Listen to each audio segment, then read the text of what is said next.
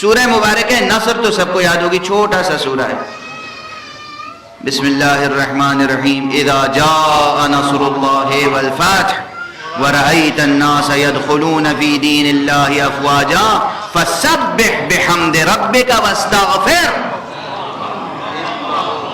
اے حبیب جب اللہ کی نصرت و مدد آ جائے، جب اللہ کی نصرت و مدد آ جائے، اذا جاء نصر اللہ والفتح وَرَأَيْتَ النَّاسَ يَدْخُلُونَ فِي دِينِ اللَّهِ أَفْوَاجًا، اور جب آپ دیکھیں کہ فوج در فوج، لشکر در لشکر لوگ دین میں داخل ہو رہے ہیں، تو بس پھر آپ اللہ کی تسبیح پڑھیں اس کی حمد کے ساتھ اور استغفار کریں. یہ کیا گناہ ہے جس کے بعد استغفار کیا جائے؟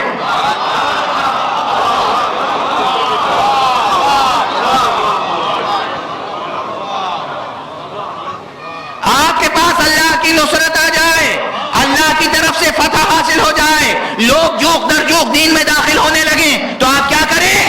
تسبیح کریں حمد کے ساتھ اور استغفار. دو کام سکھائے گئے، تسبیح اور استغفار. کل میں نے تقریر کے شروع میں کہا تھا تسبیح اور استغفار کا رشتہ ہے. خالق کو نقائص سے پاک جاننا تسبیح ہے، خود کو نقائص سے دور رکھنا استغفار.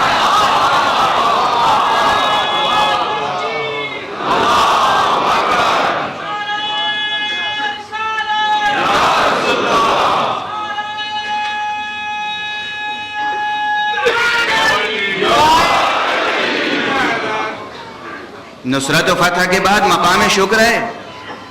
دنیا جشن مناتی ہے نصرت و فتح پر. جشن محمد کیا ہے؟ تسبیح و استغفار. تسبیح اور استغفار.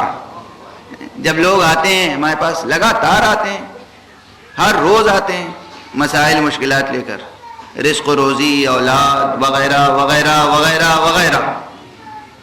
میں اکثر کہتا ہوں کثرت سے استغفار پڑھیے. تو وہ ایسے مرجھا کے چلے جاتے ہیں کہ جیسے میں نے ان کا کوئی کام کیا ہی نہیں. وہ آئے تو تھے کوئی ذکر لینے، میں نے دیا ہی نہیں. وہ چاہتے ہیں کچھ اور ہی چیز بتا دوں.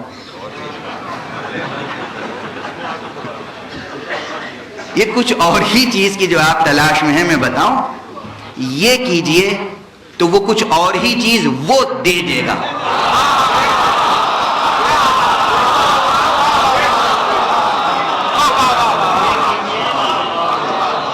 نظام سمجھیے، نظام سمجھیے.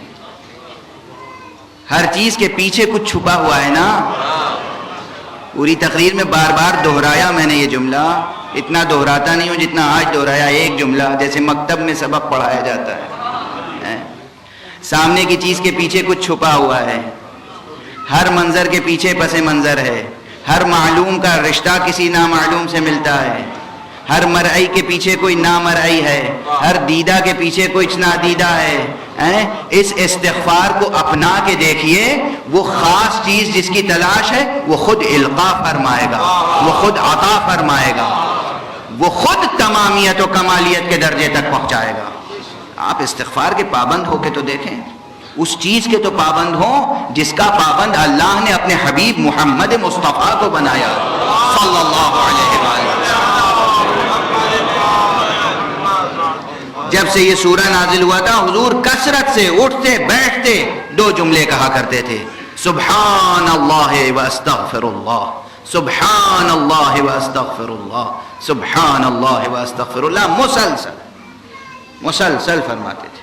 یہ حضور کی شان تھی. آپ سمجھتے ہیں استغفر اللہ کہنے کی کیا تاثیر ہوگی؟ ایک کل کہہ چکا ہوں، ایک استغفر اللہ میں وہ خدا راضی ہو جاتا ہے. ایک استغفر اللہ میں اگر دل سے کوئی کہے استغفر اللہ. اللجن اللجن اللجن اللجن یا مولا اللجن اللجن اللجن اللجن اللجن اللجن اللجن یا صاحب السماء